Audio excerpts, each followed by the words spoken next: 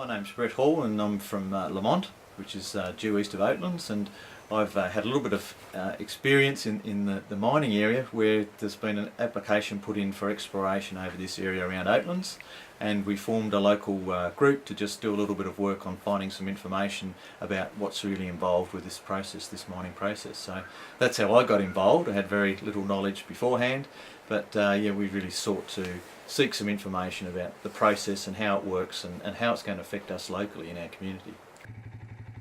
I think I've probably got a lot of questions and I haven't got a lot of answers yet. I've been on a pretty steep J-curve in learning about the process and what happens and what implications there might be, but I've still got a lot of questions as to what might be, the impacts might really be.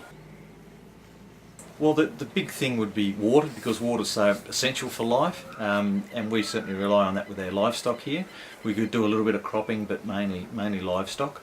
So we've got a number of dams located through the landscape, but we also rely on some springs to feed into those dams and feed into those creeks and that.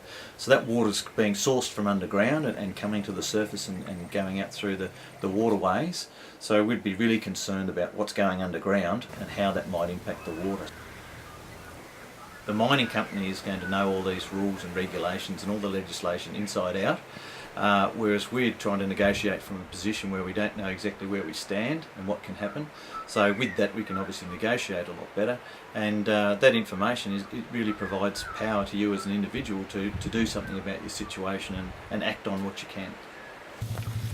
Without an organisation like the EDO, it would have been a lot more difficult to gain any information about the impact of this operation, how it might affect our community.